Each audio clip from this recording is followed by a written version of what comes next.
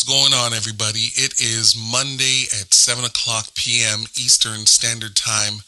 My name is Andre Anderson, and I am both host and founder of BSTL. And of course, what does BSTL stand for? It stands for Building Something That Lasts. And if you haven't done so already, can I just encourage you to do something for me? Please go ahead, like, subscribe, and share.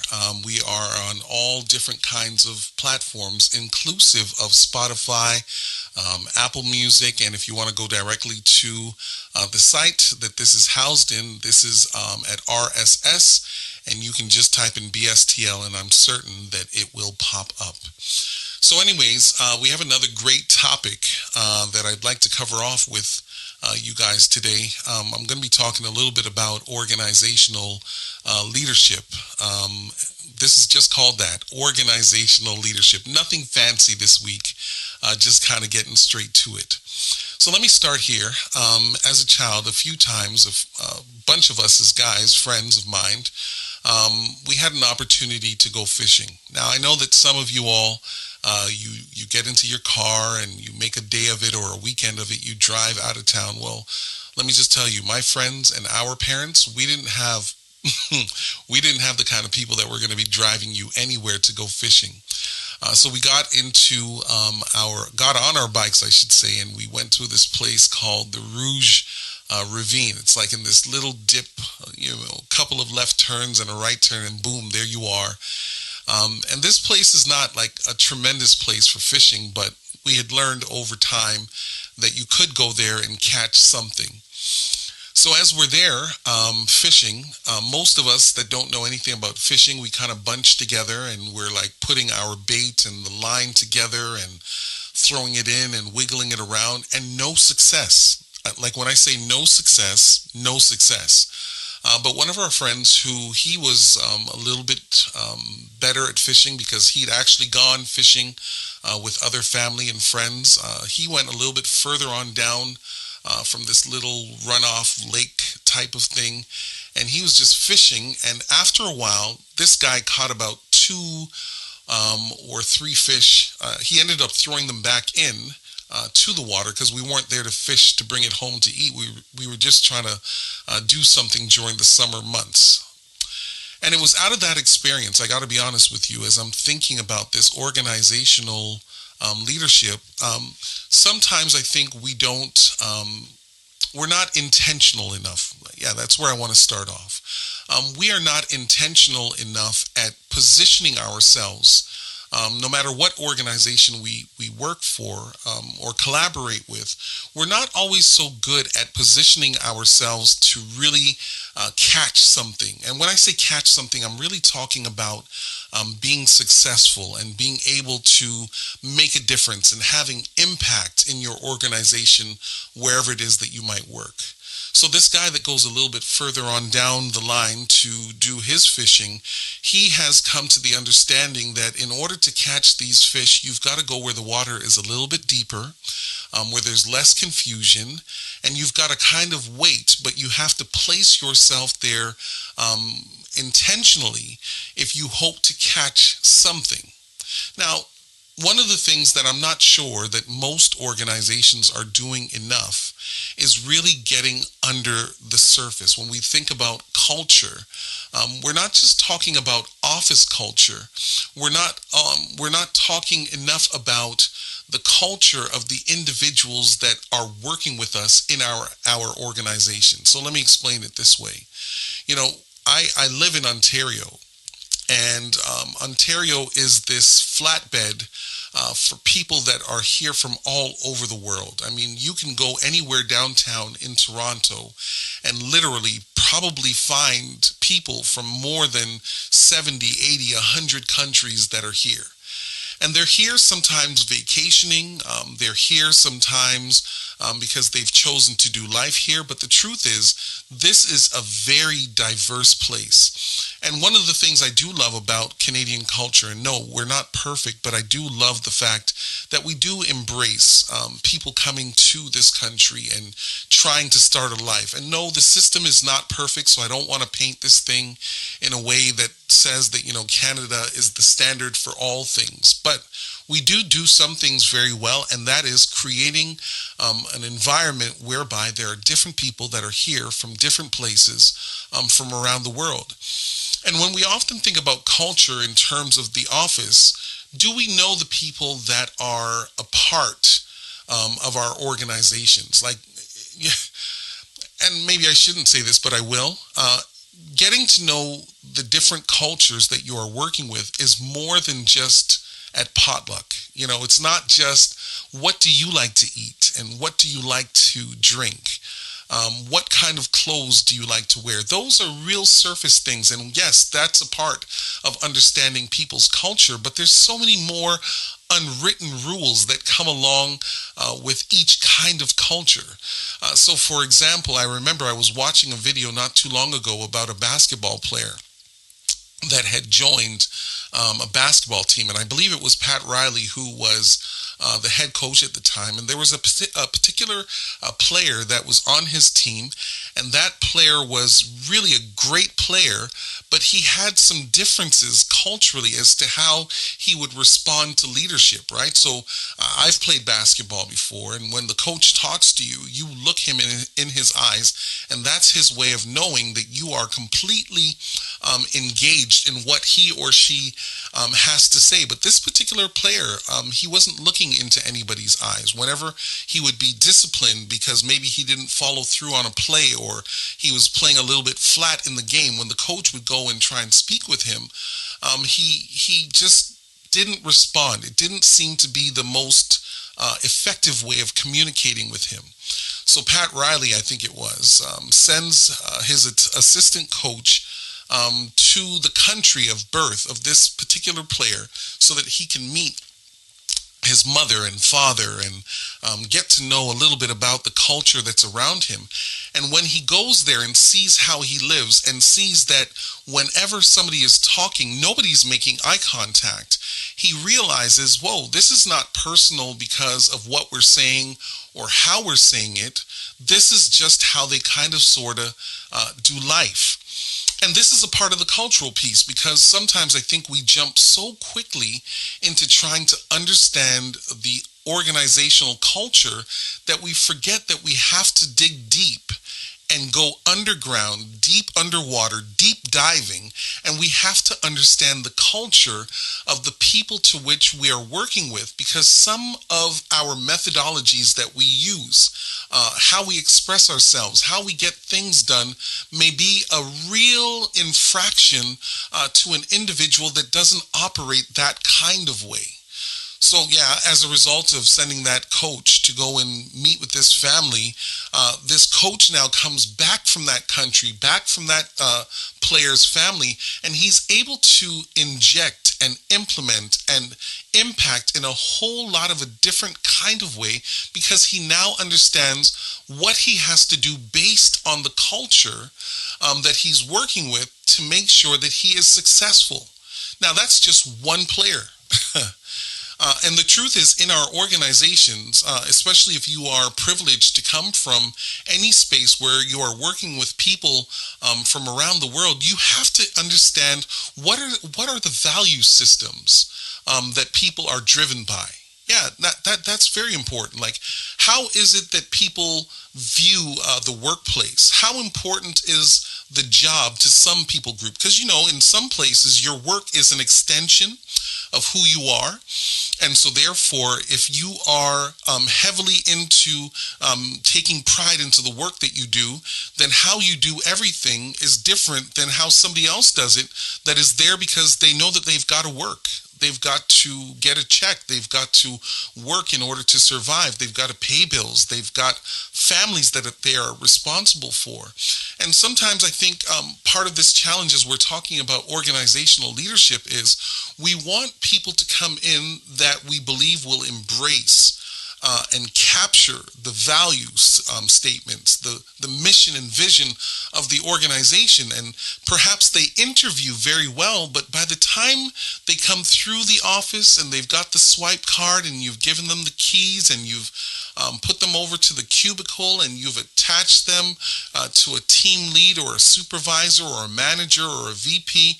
After they've demonstrated that at the very least they can do the job, it's not always that seamless, because now what you've done, just as an example, and I promise you I'm not sexist at all, I've been led by both men and or women. You've got this person who on paper sounds like they will do really, really well, but you've partnered them on a team that has a female manager, and this is a male that you've hired.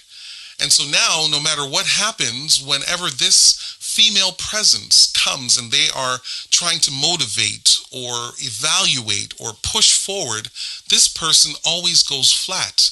Not because they're resistant, and not because they don't desire to do well, and not because they've lied on their resume or fibbed during the interview. It's just that culturally, how they do what they do is completely different than the structure that the organization has actually set up. And really, here's one of the things that I think I'm trying to say here, and I hope you're capturing this, is you cannot begin to deal with organizational leadership without first understanding the people that you are putting to work side by side. And this is why this idea of DEI, and I think it's a great thing, but I don't think it's as simple as we are actually making it. This idea of diversity, equity, and inclusion. You know, a lot of organizations, they're just going out to find people that look like they fit the part.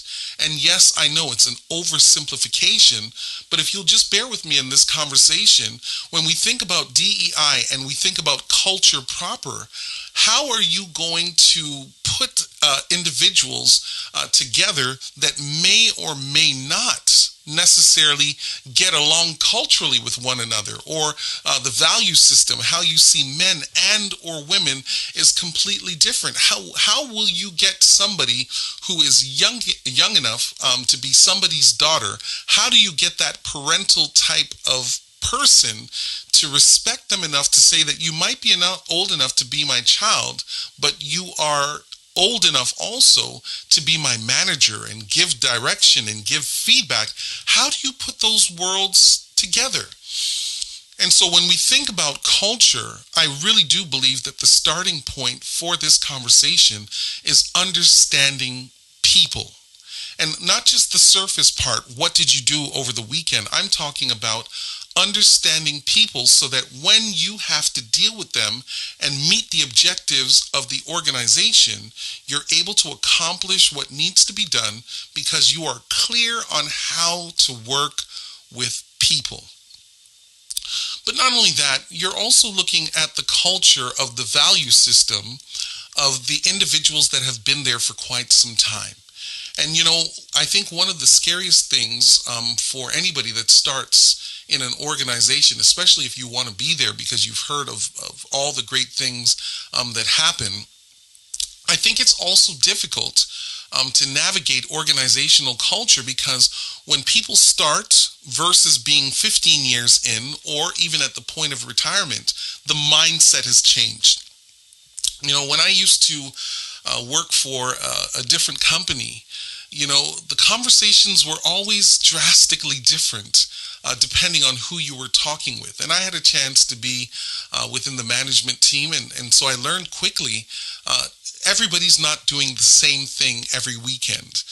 So I remember for the college and university students, when they would think about what their weekend was going to look like, they were talking about going to the club and hanging out and doing something at the border, or you know, going sightseeing or going to the museum. So they worked for the weekend to spend their money on just having exposure to Canadian culture. They were out playing frisbee with their friends. They were having barbecues. They were going to Maple Leaf games. They were going to Raptor games. They were going to all kinds of things, because where they were in terms of their own personal development, having fun is what you do on the weekend. But to the people who were a little bit older, in those days would have been in their 40s, on the weekend, they were just thinking about relaxing. They had family, they had children.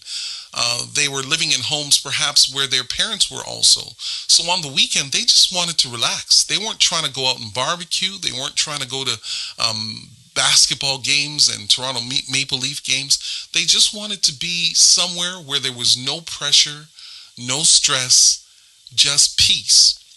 And then, of course, for some of the other employees that were also in the same workspace, because they were older, their conversations were, this weekend I've got to go and see mom and dad in the nursing home. I got to make sure that they're okay, or they're going to have a weekend pass and I've got to take them home with me and take care of them because they're aging, or they would have to take them to hospital visits and doctor's appointments, etc., etc. Or they would say that, I'm getting close to being paid off my mortgage, and so therefore I can't afford to go, out this weekend because I've got a plan to make sure that before I retire, I'm debt free and I don't have all of these bills, because once I walk through this door and say bye, thank you for my career, my budget is going to look different, and so therefore my focus is different. And so, yes, it's true that we look at the cultural piece in terms of where do people come from, but there's also an organizational culture where we have to recognize and understand that people developmentally are always going to be at different stages while they are working for your organization. And so if that is true, when we lead people within these structures that we call organization, we have to be clear on who it is that we are talking to. Because there are some people that will just quit, and it's not because you're demanding too much. It's not because you're unkind. It's not because you have not been gracious towards them, but depending on what their value system is based on where they are currently in their lives, that may determine the type of output that you can get from them. And so if you are hiring and firing and bringing people into your organization, you have to also take a look at where is the organization currently? What is it that we are hoping to do? What are the type of individuals that we need to get us to where we're going 5 years or 10 years, 15 years down the road? Because who you choose in those moments may be the make it or the break it towards what it is that you're doing, because you cannot have the expectation that perhaps somebody that is at the end of their career, they're going to want to have a brand new assignment where they're doing all of these new things and creating all of this change, because the truth is they're looking at the calendar. They're looking at the clock and they're saying, I only have 5 more years. I don't want to do another takeover. I don't want to have to do another major shift organizationally. I just want to do what I'm doing because I know that I'm going to have a pretty good pension and I want to be able to walk away without all of the stress. And so that's why even when we think about this organizational thing and how we do what we do, when we decide as an organization to make changes and make shifts in how we do what we do, we have to find the individuals that fit that. And we're not just talking about personality type, we're talking about who can we ask within our organization to do very specific things, because this is where we are shifting and this is where we are going.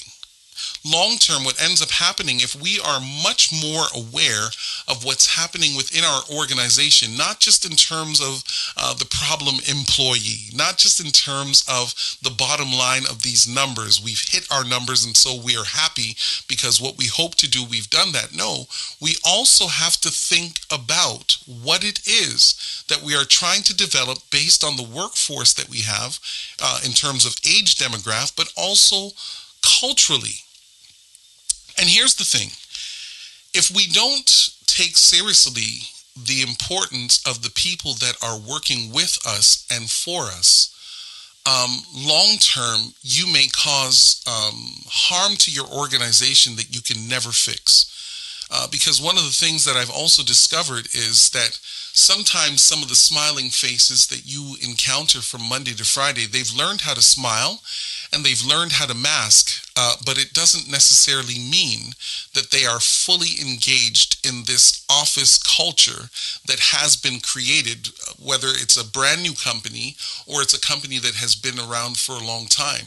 They've learned how to smile, but it doesn't mean that we have captured their passion for the work that they will be doing, because on a surface level, we haven't even gotten to know them.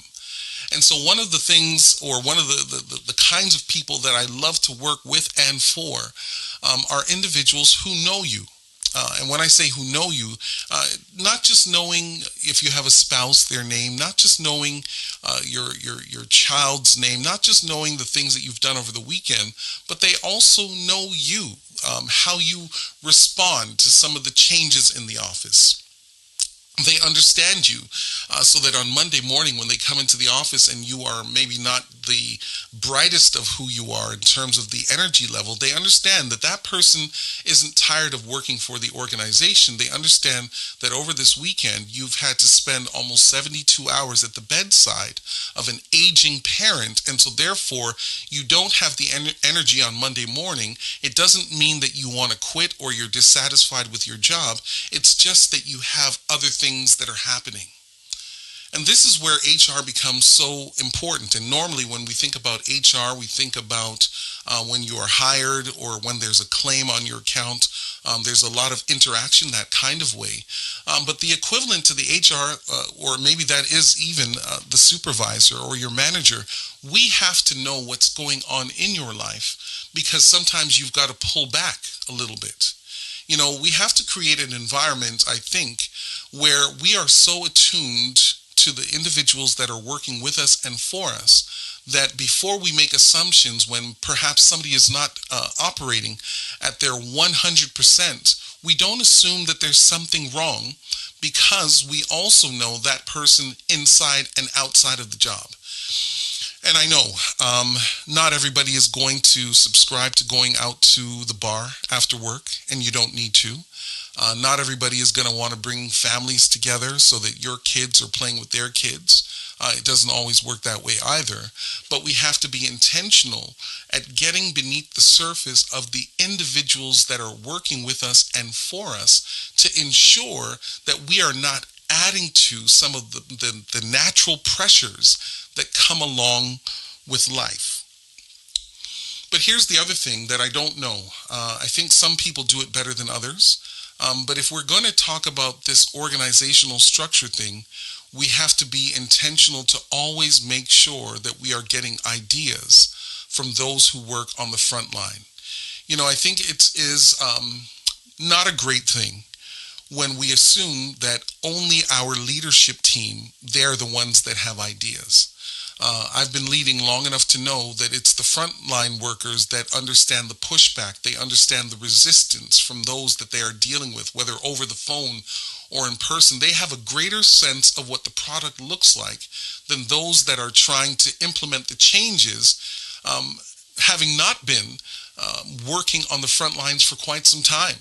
And so if you are a leader that has become so detached, and of course we talked about this in a previous podcast, you've got to get out of the corner office, not just once in a while, but often enough, so that when you hear that some things are maybe not going as well, you are clear on what some of the challenges are. And by the way, if you are clear on what some of the challenges are, it is your responsibility, our responsibility as leaders, to make sure that we honor those that are taking the hits on the front line, to understand A, what the issue is, and B, provide solutions if there are solutions.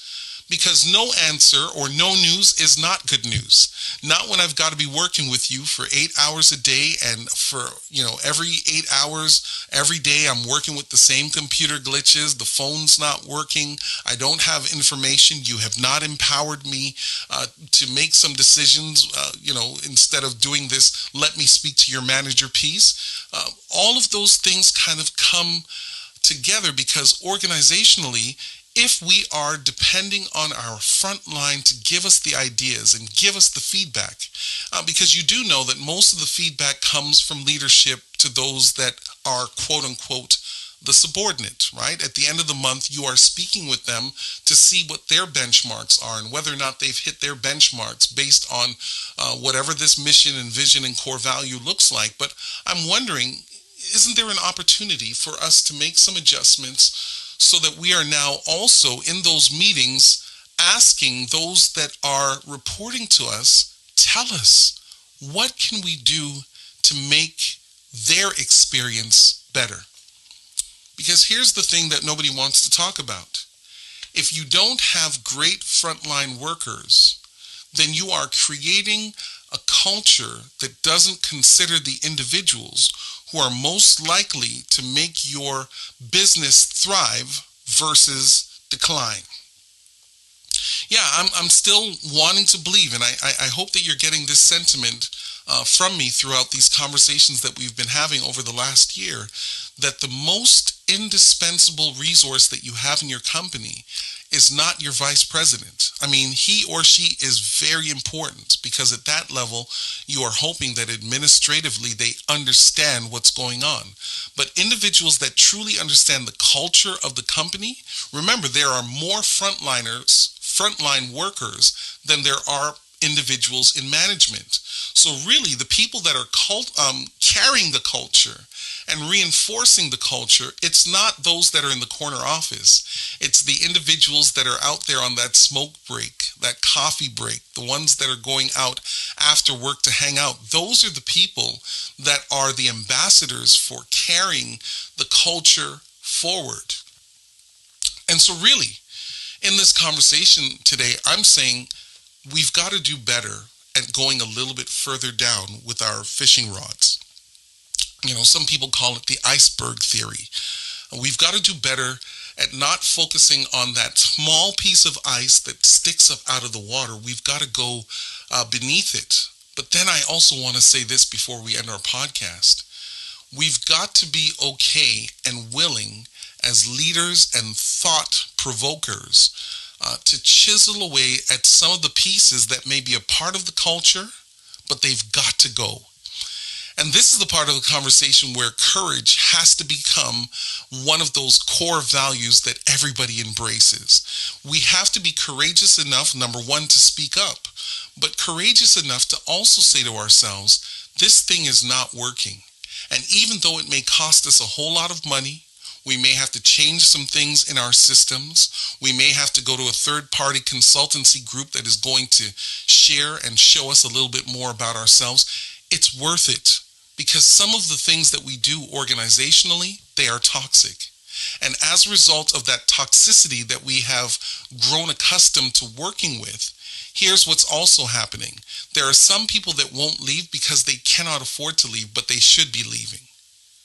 But on the flip side of it is, there are some individuals that because they've heard about the organizational culture, they won't apply. They're not joining our teams. They are not being interviewed. As a matter of fact, some of them are taking jobs where they're being paid less as long as they have peace. So, if you're listening to this conversation today, I wonder, are you willing to do the catch and release, the cultural piece, the DEI, the talking to people, the understanding where they are coming from culturally, the reinforcement of ideas that are unilateral, right? Meaning that they go one way and the other way. Maybe that's not unilateral, but you understand what I'm saying. Are you, as a leader of an organization, willing, even in the hard conversations, are you willing to embrace the fact that this is not working and I've got to change? And it's important to make those changes because my front line is being impacted. So I got to get rid of that ego.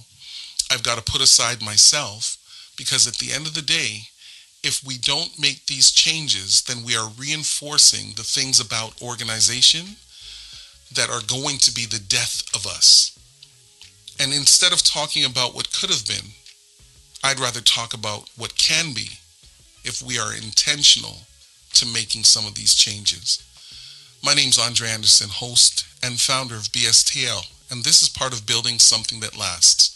We want to build things by also breaking apart some things. Some things will have to be broken down to ensure that we don't do more harm than good.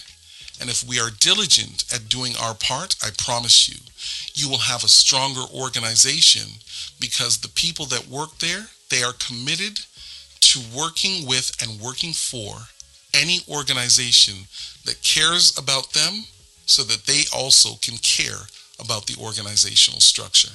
Until next time, I hope that you stay well. Enjoy the weather. It's going to get cool soon, but we're enjoying the summer as long as we can. Take care, and bye for now.